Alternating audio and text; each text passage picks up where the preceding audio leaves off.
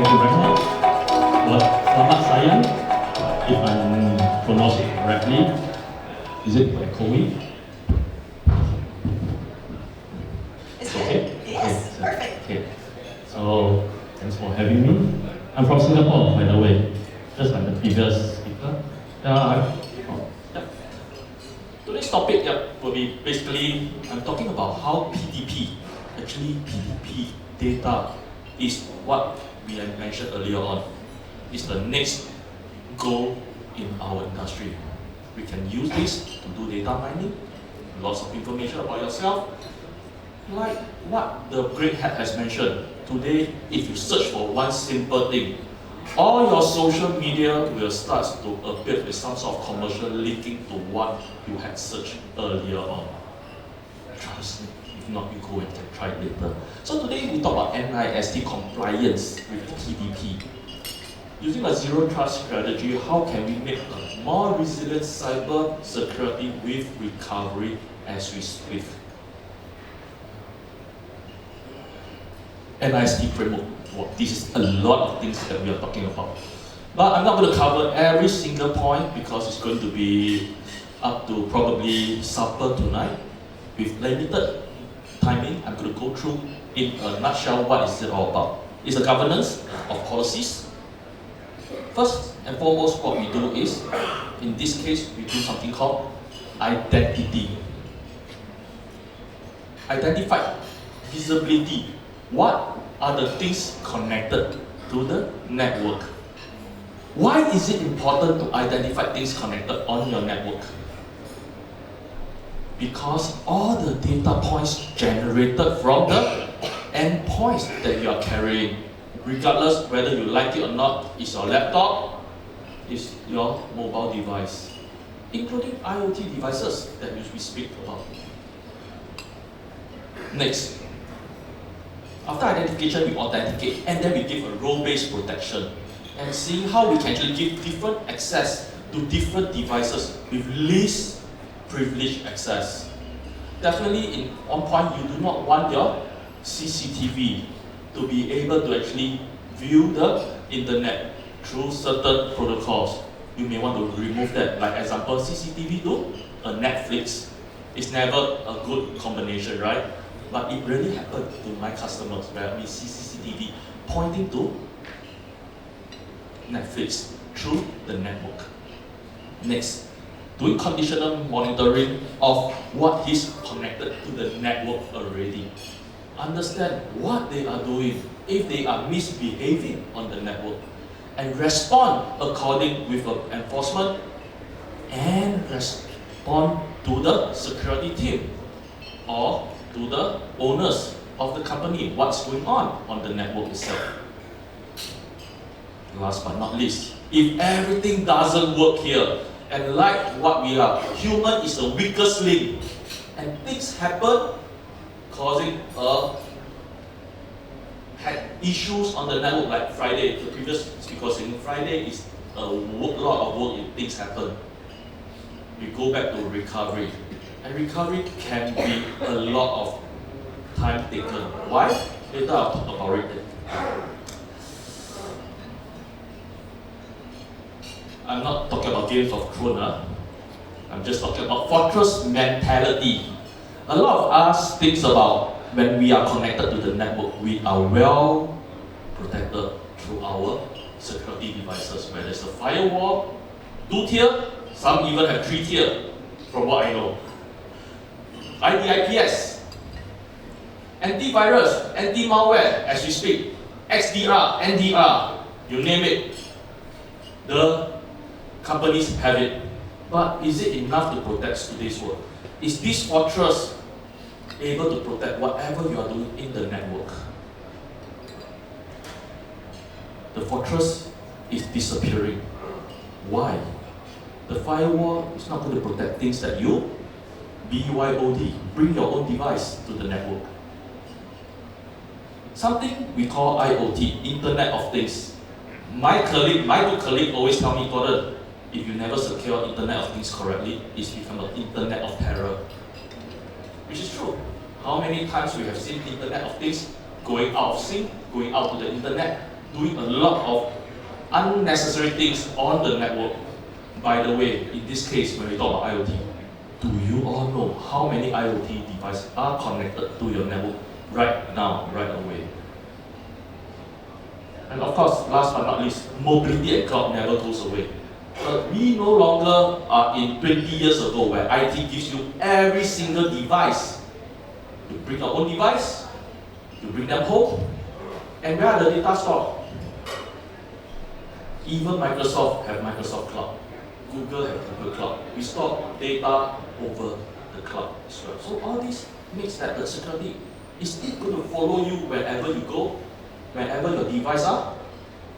Let's take a look. And as the previous speaker has mentioned, ransomware, wow, big name. Used to be just viruses, right?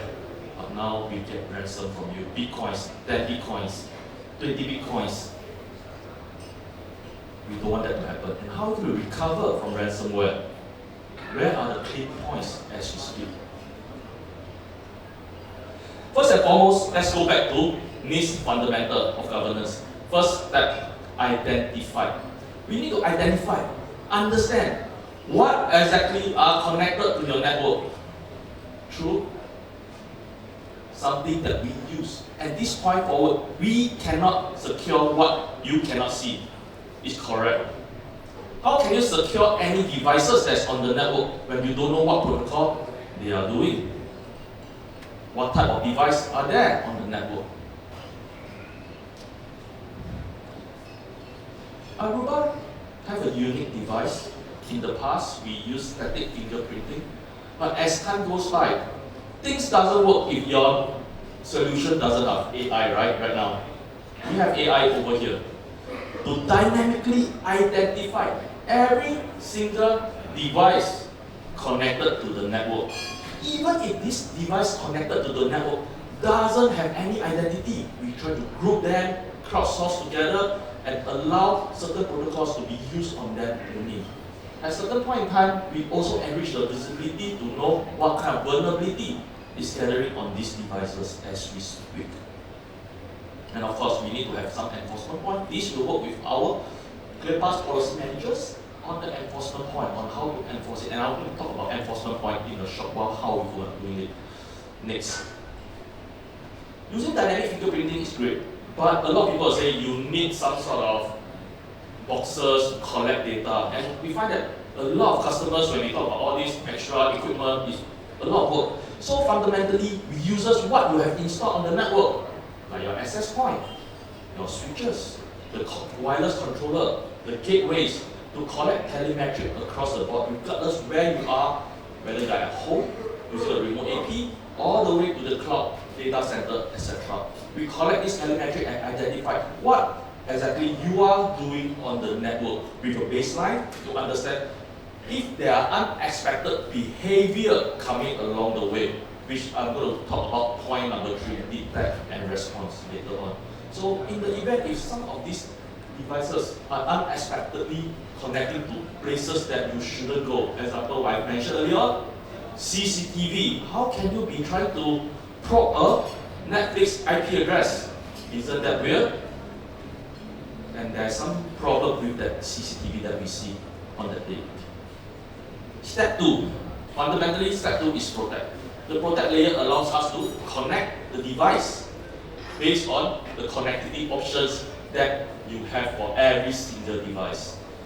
Everyone wants to connect the devices, just plug and play. Yes, what about security? What about the identification? Most devices we see, like your laptop, like your mobile phone, allow golden standard 802.1x, meaning a cert-based or user-based kind of authentication on the network with encryption. Latest best encryption is WPA3 and above. On the wireless side still .1x. And 50% of the devices as we speak doesn't authenticate. How do we go about doing it? We can use SNMP, we can use MAC address based on this. And of course, when we do that, we'll say MAC address spoofing is there.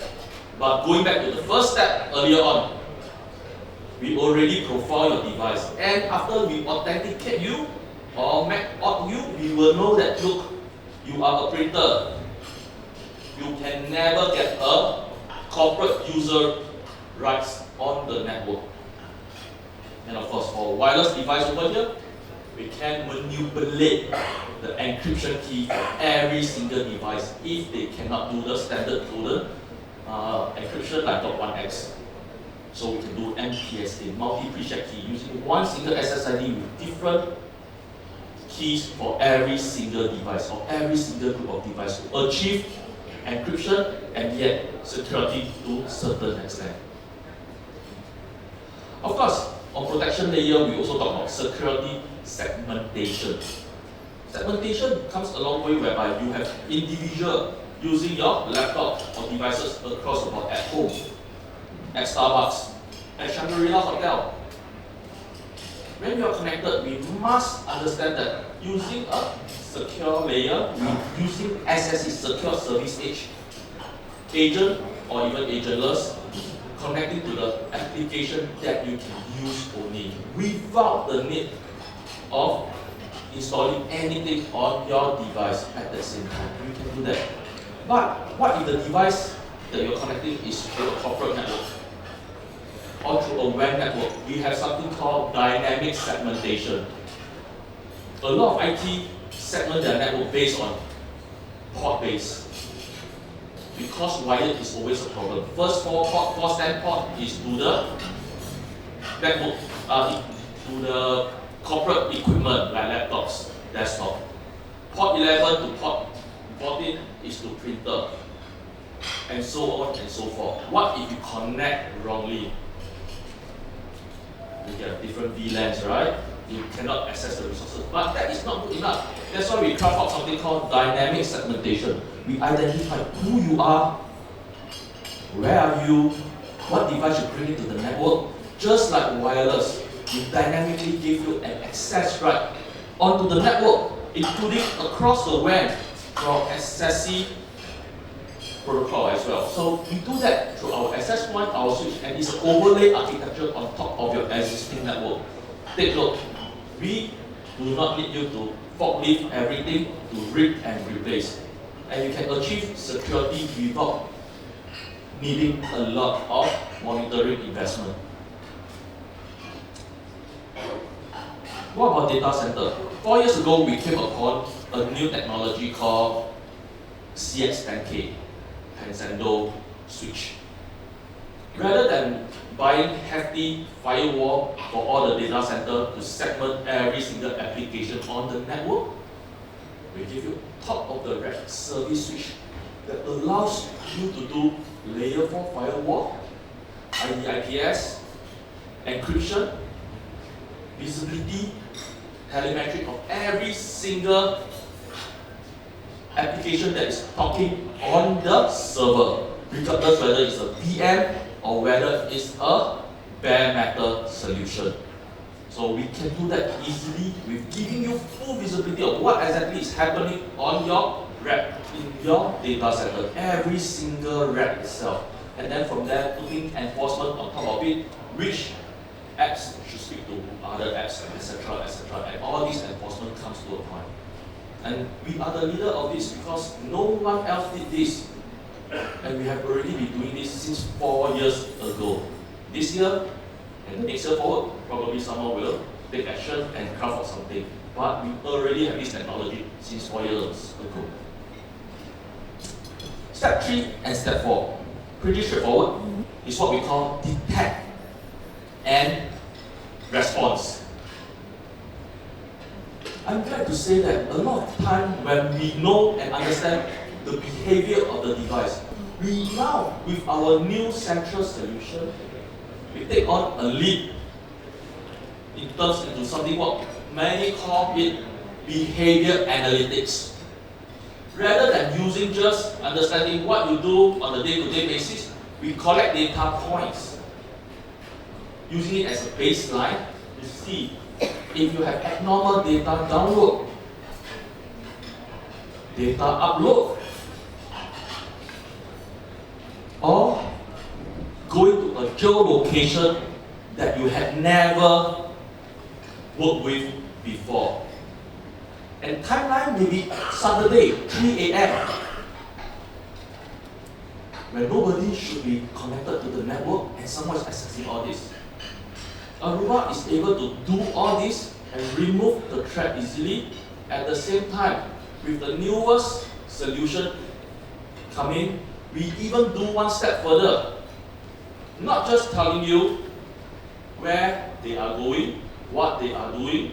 But of course, we can't see the payload because of PDP, but we can tell you that something is wrong, and we also craft out the tools for you to see whether do you want to block, allow access for this device if they are doing such thing.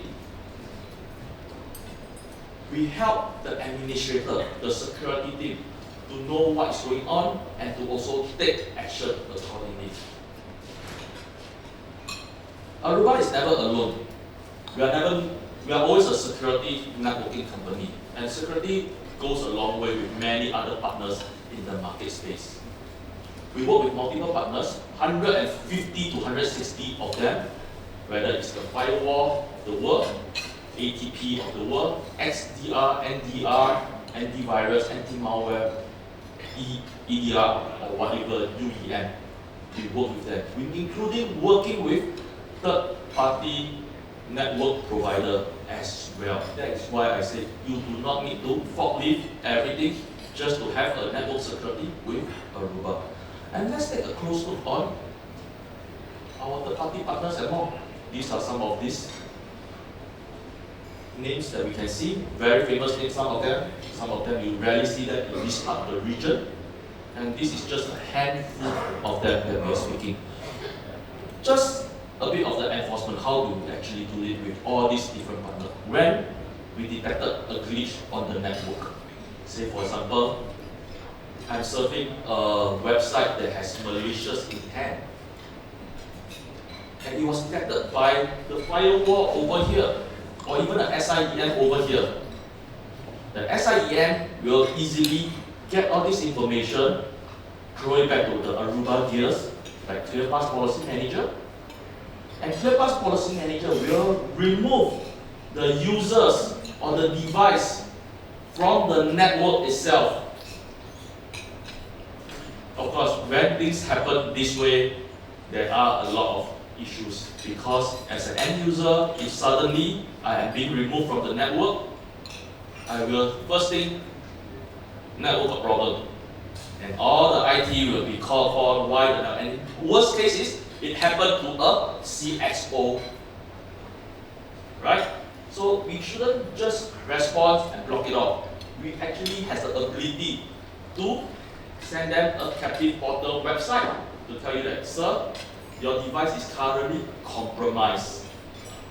We are investigating you, and thus your device is out of the network. At the same time, we do chain reaction. Sending a website to the user may not be enough. I can send an email to the security team, the SOC team. I can log a ticket for the help desk so that they can do some sort of remediation for the end user when they approach the IT team, rather than start a ticketing all over again. All this can be done easily through our integration, open integration, without the need of hefty investment. And by the way, all this that I'm speaking is not just plucked from the apple from the sky. These are what our counterparts in the US, customers like the Pentagon, is doing. Wow, I'm ahead of time. I have 16 minutes. Wow. And at the last few back, recovery. This is something from my counterpart in HPE Enterprise, from the storage team. And recovery, as I learned before when I was in the security team, had a big problem when you start to recover, because you need to find out which recovery point is clean. How many of you check every single day of recovery today and can tell me that, look, my recovery for yesterday is 100% compliance and clean? If you cannot, bear with me for a while and I'll let you through. what our solution from our storage stream Zerto can do. It does continuous data protection. Every 5 to 15 seconds, a snapshot of every single VM and application on the network. It increases the speed to disaster recovery. They have a journal. In the event when there's a ransomware happening, we know which is the point that is clean before you embark on a journey of recovery. And we support different cloud solutions in the market space. Most of the cloud solutions are here. Definitely that we have missed a few, but this is more than enough for most of my 95% of my customers. And the three key pillars over here when we talk about recovery is first, able to replicate, which is no-brainer, right? Storage is about replication, backup is about replication. But to detect when there is a problem, when there's anomaly, when there is a snapshot, something is wrong over here, it doesn't seem right, we should flag it up. Next point. I just found out that actually in a lot of entity, there are a way that when we isolate and lock, it has to be totally 100% air-gapped and separated from the network, so that the data is immutable. No one can access it until you physically plug into that device itself. And that's the isolate and lock pillar that we are talking about. The third pillar. When I took a look at test and recover with my previous job and also what I learned for these few weeks, it actually can take up to close to 30 days or even 3 months, depending on the massive amount of data that you have, in terms of making sure all the recovery are clean and comply to what you have. And guess what? Sometimes when we do this, we go back in time, not just 1 day, 2 days, 3 days. We lost multiple months of data because we are not able to, using first point to detect. How we replicate and detect? We have a Zerto journal that tells you how clean your backup is. At 10 o'clock, say disaster struck everyone. If I were to go back in time using a typical backup, I lost 24 hours of data. Is it bad? For some, yes. For some, 24 hours, nothing. Then 24 hours, nothing is okay. But for a lot of companies, 24 hours of data means a lot. Next, F snapshot. Most snapshot takes into consideration of up to 4 hours of data losses, which is bad as well. 4 hours, not too bad, but still bad enough. But what can our solution do? I can go back in time at 9:59, 55 seconds. 5 seconds ago, my data point can be restored. 5 seconds ago. And how much data did I lose? 5 seconds of data. And not 1 day, not 4 hours, it's just 5 seconds. Reason is because we normally, for every application that we do, we keep on detecting to see whether there are any anomaly on the network, and we respond on the journal to pinpoint that, look, this is a clean point, this is not a clean point. And when there's not clean point, we immediately back up to a zero trust architecture. This is a compliance to a lot of companies to be able to have a resilient fault, a cyber resilient fault, which is nowhere near your actual network. It is isolated, air-gapped, immutable, and the only time you can touch it is when you are physically at the vault itself. And this is a must-do thing for a lot of companies that are compliant to certain standards in the security world. This is the last resort when everything's really failed and you have got nothing else to do. you really have to go back to the vault to actually replicate and take on everything as the backup. Let's take a look how test and recover with SD-WAN. We have the production running your VM environment as usual. A lot of people running on VM. And we put on a Zerto VM, and we have a virtual replication agent built in all the servers that you have. As we speak, due to deduplication, we use Aruba WAN optimization SD-WAN solution.